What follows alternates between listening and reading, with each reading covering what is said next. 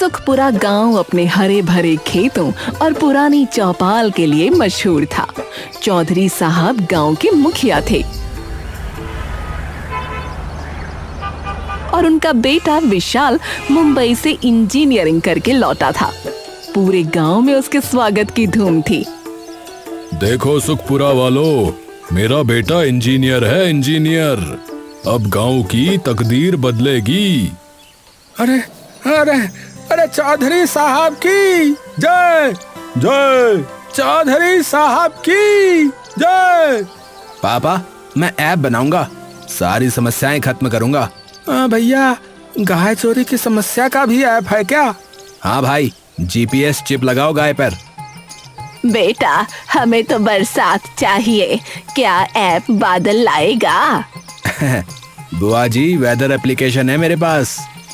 बेटा, बादल ऐप से नहीं आसमान से आते हैं। अरे चुप, इन अनपढ़ों को क्या समझ।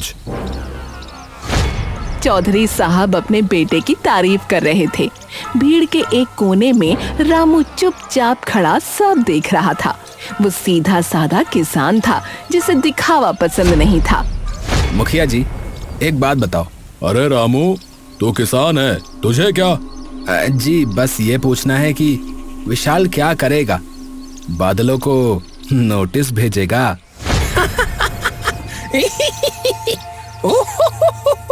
अरे मैंने बहुत कुछ सीखा है, तुम क्या जानो? अच्छा तो बता, धान बोने के लिए मिट्टी कैसी होनी चाहिए बता। वो मुझे कोडिंग आती है, किसानी नहीं। जी, इसीलिए पूछ रहा हूँ कि आप क्या करेंगे। रामू, बहुत हुआ, चलो घर। अरे ये लोग जमीन के बारे में कुछ नहीं जानते, ऐप से मानसून बुलाएंगे।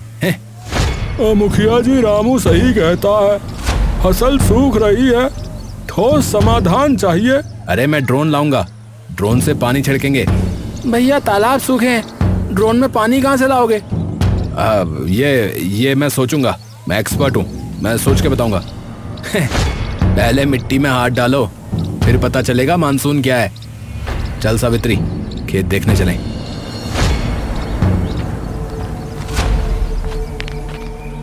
मुखिया का चेहरा लाल था और विशाल अपनी इज्जत बचाने में लगा था।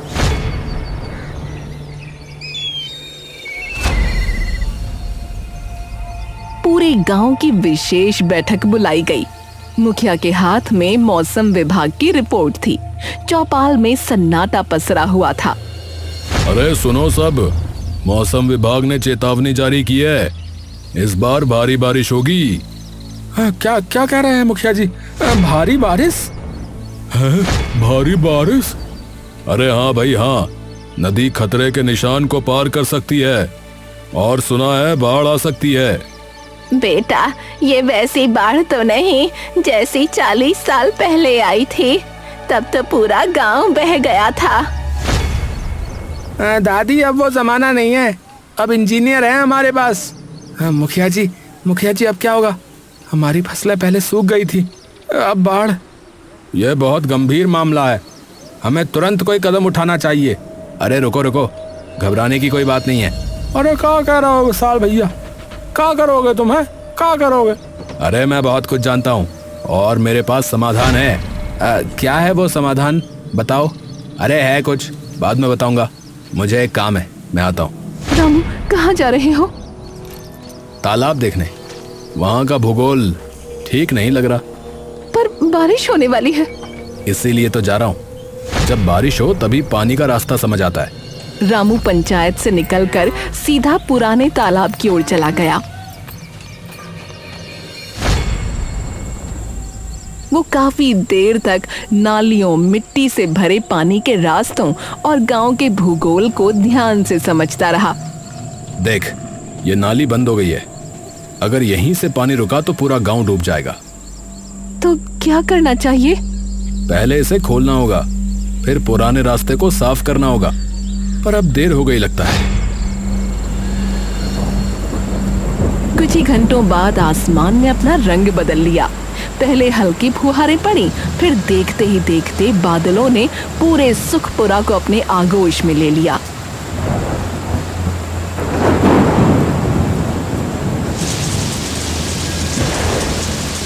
फिर लगातार 15 दिनों तक बारिश होती रही।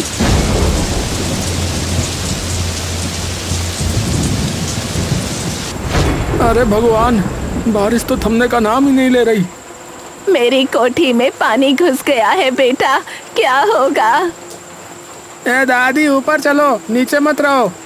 अरे भैया, हमारी फसलें तो पूरी तरह से डूब गई, अब क्या खाएंगे? अरे मेरे घर की दीवार में दरार आ गई है भैया, लगता है गिर ना जाए। बच्चे स्कूल नहीं जा पा रहे, सारे रास्ते पानी से भर गए। मच्छरों का आतंक बढ़ता जा रहा है, मलेरिया और डेंगू फैल सकता है, सावधानी बरतो। डॉक्टर साहब, मेरे बच्चे को बुखार है, कुछ करिए डॉक्टर साहब। हालात बिगड़ते देख लोग एक बार फिर चौपाल पहुंच गए। मुखिया गंभीर चेहरा बनाकर सबकी बातें सुन रहे थे। अरे सुनो सब, इस बाढ़ से बचने का सबसे टिकाऊ और सबसे सस्ता समाधान जो भी बताएगा उसे 5 लाख रुपए और पूरे गांव के रक्षक की उपाधि दी जाएगी, समझे? हैं? 5 लाख? हाँ, 5 लाख? अरे भाई वाह, मेरी योजना है। देखिए, ऊंची दीवार बनाइए, पक्की दीवार। नहीं नहीं, बड़े पंप लगाओ, पानी बाहर निकालो। अरे भैया, आधुनिक मशीनें लाओ, पानी सोखने वाली, समझे? अरे नदी का रुख मोड़ दो भैया, किनारे बांध बनाओ। अरे रुको रुको, एक एक करके बताओ, कल सब अपने मॉडल लेकर आना, फैसला होगा। पापा, मेरे पास सबसे बेहतर प्लान है, कल देखिएगा। अरे रामू, तू कुछ क्यों नहीं बोलता रे? तेरे पास कोई सुझाव नहीं है क्या? सुझाव तो हैं, पर कल बताऊंगा, पहले मुझे कुछ जांचना है। तुझे क्या जांचना है? पानी का रास्ता, पुराना रास्ता जो हमारे बुजुर्गों ने बनाया था।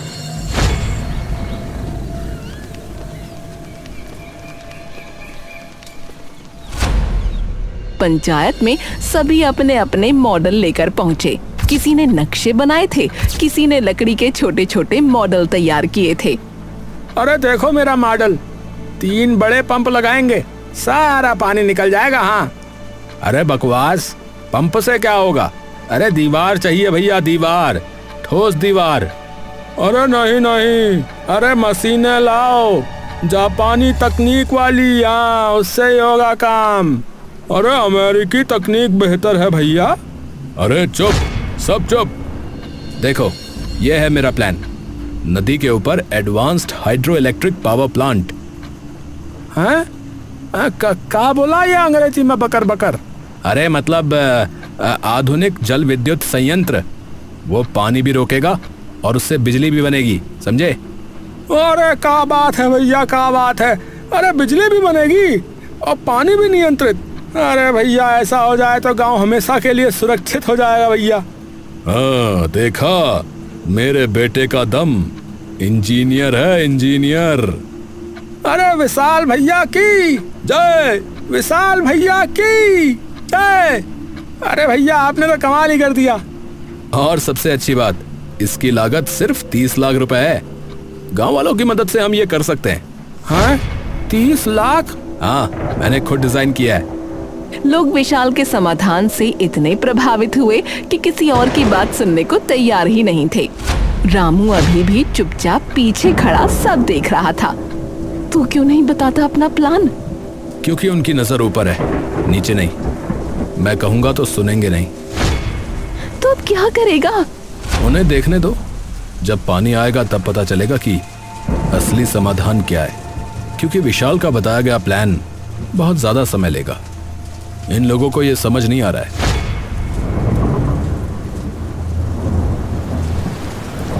उसी रात मूसलाधार बारिश के बीच गांव के पूर्वी छोर पर एक पुराना मकान अचानक भरभरा कर गिर पड़ा। उसमें रहने वाली एक बुजुर्ग महिला और उसका पोता मलबे में दब गए। अरे अरे भैया, अरे मकान गिर गया हो, अरे कोई बचाओ।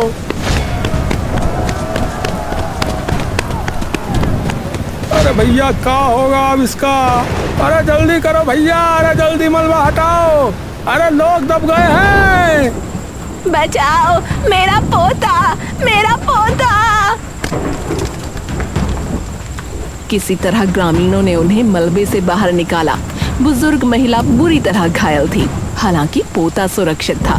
पूरा गांव डर से सहम गया। मेरा मकान, सारी उम्र की कमाई, सब खत्म हो गया। चिंता मत करिए, आप ठीक हो जाएंगी। पर रुकिए, आपका मकान तो पक्का था, फिर कैसे गिर गया? कुछ दिन पहले किसी ने मेरे घर की नींव के पास खुदाई की थी। मैंने समझा नाली साफ कर रहे हैं। हैं? खुदाई? किसने?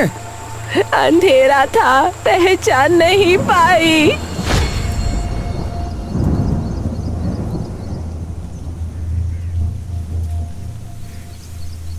अगली सुबह विशाल ने पूरे गांव के सामने दुख जताया।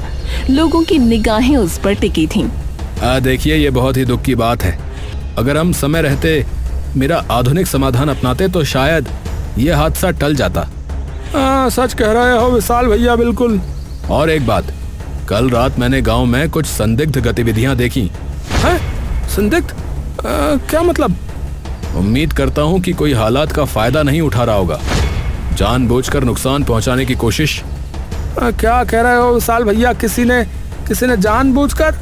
मैं किसी पर उंगली नहीं उठा रहा, बस कह रहा हूं कि सतर्क रहें। उसकी निगाहें एक पल के लिए रामू पर टिक गईं। पूरी चौपाल ने वो नजरिया देख लिया। रामू ने कोई जवाब नहीं दिया। वो बस चुपचाप खड़ा रहा, मानो कुछ सोच रहा हो। उसे बस इतना याद था कि पिछली रात उसने दूर से विशाल की गाड़ी उसी दिशा से लौटते हुए देखी थी जहां मकान गिरा था। रामू, उसने तुम्हारी तरफ देखा? हाँ, मैंने देखा। तुम कुछ बोलते क्यों नहीं? समय आने पर सब सामने आ जाएगा, अभी तो बस पानी और ऊपर आने दो। पर तुम्हारा नाम तो... मुझे अपनी सफाई नहीं देनी। ये जो सच है ना, वो पानी की तरह अपना रास्ता खोज लेता है। चल, अब कुछ करना है। रामू मुड़ा और फिर से पुराने तालाब की तरफ बढ़ चला। रामू ने अब चुपचाप अपना काम शुरू कर दिया। वो दिन में खेत में काम करता दिखता, लेकिन रात में गांव के पश्चिमी कोने में पड़ी 100 साल पुरानी जल निकासी नाली के पास जाता और धीरे धीरे उसमें जमी मिट्टी और कचरा साफ करने लगता। अरे रामू, ये तो पुरानी नाली है भाई, क्या फायदा होगा? अरे भाई, यही नाली पूरे गांव के तालाबों को नदी से जोड़ती है। बस भर गई है, साफ होगी तो पानी अपना रास्ता खोज लेगा। और ये तालाब जो तुम्हारे खेत के बगल में है? ये कचरे से भरा पड़ा था। अगर इसे साफ किया तो गांव को फायदा होगा। उसे ये करता देख गांव वाले उसे पागल कहने लगे। अरे देखो देखो, रामू पगला गया है क्या? है? रात रात भर कीचड़ खोदता रहता है, पगला रहा है। अरे इसे क्या हो गया है? क्या ये मानसून रोकना चाहता है? अरे रामू, अरे क्या तूने बाढ़ से लड़ने का नया तरीका ढूंढ लिया है रे? हाँ चन्नू, ढूंढ लिया। नया नहीं, पुराना तरीका जो हमारे बुजुर्गों ने सिखाया था रे। तुझे पता है, वो हम लोगों से बहुत आगे थे।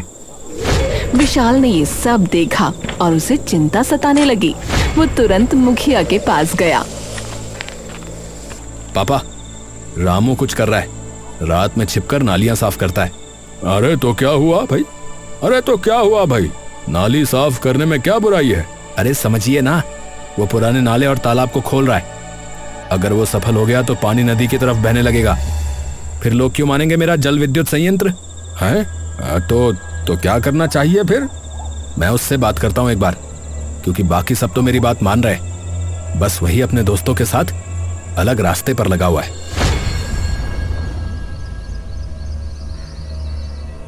अगले दिन विशाल ने रामू को अकेले में बुलाया। अरे रामू भाई, अरे आप बहुत मेहनत करते हैं, पर आपका तरीका पुराना है। अरे भाई, पुराना ही सही होता है। तो क्या करूं बताओ? अरे ये देखो, मैं तुम्हें अपनी जल विद्युत परियोजना की पूरी फाइल दिखाता हूँ। ये कितनी फायदेमंद है, समझ में आ जाएगा। अरे नहीं, मुझे नहीं देखना भैया। अरे कम से कम एक बार देख तो लो, तुमको भी फायदा होगा। इसमें बहुत फायदा है। अगर तुम मान गए तो मैं तुम्हें भी कमीशन दूंगा, अच्छा खासा पैसा। अरे मुझे पैसा नहीं चाहिए भैया, मुझे अपना गांव बचाना है। अरे रामू, अरे तुम बहुत जिद्दी हो, देख लेना अच्छा नहीं होगा तुम्हारा।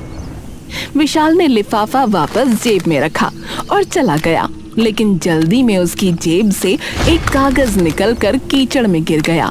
रामू ने उसे देखा और धीरे से उठाकर जांचने लगा। ये क्या है? ओहो, ये तो बड़े काम की चीज है। रामू ने उसे जेब में रखा और घर चला गया। 11वें दिन जब बारिश अपने चरम पर थी, मुखिया ने एक बड़ी सभा बुलाई। सभी समाधान प्रस्तुत करने आए। आज सब अपना अपना समाधान प्रस्तुत करेंगे भाई। जो सबसे अच्छा होगा उसे पुरस्कार मिलेगा। हाँ, देखो मेरा जल विद्युत संयंत्र, आधुनिक और शानदार। अरे वाह वाह भैया, क्या बात है, कमाल है। इससे बिजली भी, पानी भी, सब कुछ। तभी रामू आया। उसके हाथ में कोई मॉडल नहीं था, बल्कि एक कुदाल और एक गंदा पत्थर था। सब हंसने लगे। अरे रामू, क्या है ये? क्या है भैया? कुदाल और पत्थर? क्या यहाँ बांध बनाएगा क्या? अरे ये तो बाढ़ को देखकर भाग जाएगा। अरे पगला गया है ये। अगर आप लोग मेरे साथ चलें तो दिखाऊं? अच्छा, चलो चलो, देखते हैं रामू भाई क्या कमाल दिखाते हैं।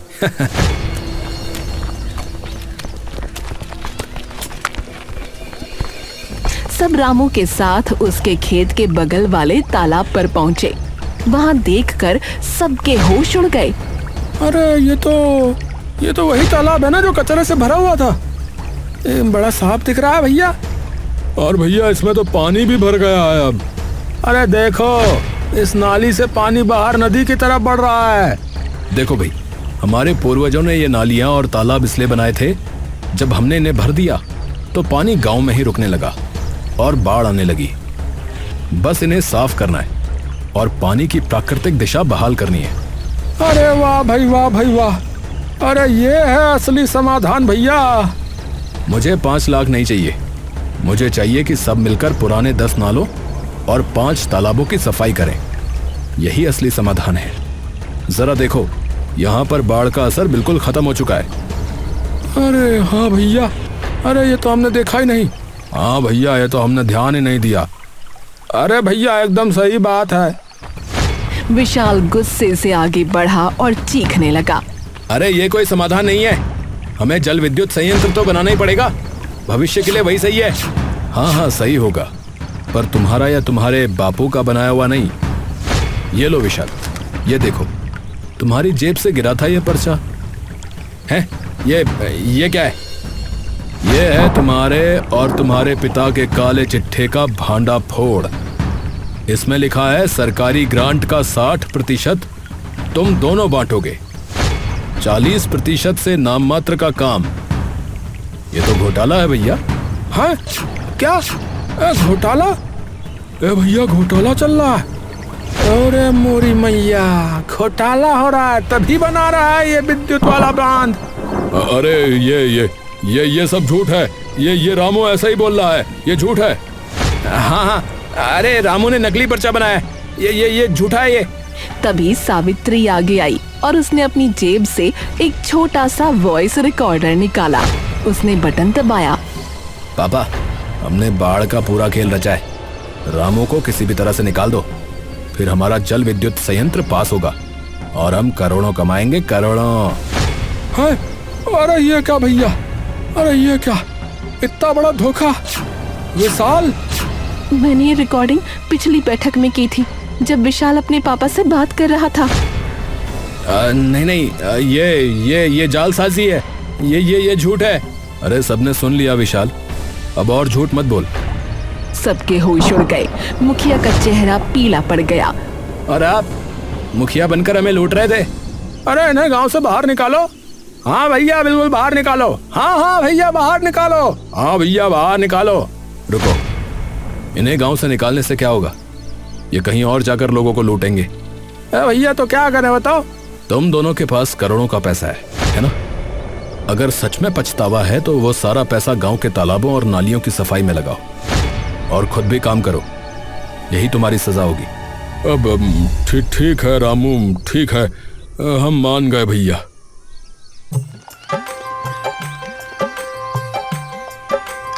अगले दिन से मुखिया ने 5 लाख की लागत से गांव की सफाई शुरू करवाई। खुद भी मेहनत से काम किया और विशाल भी लगा रहा। दोनों को सजा भी मिल गई, गांव का काम भी हो गया।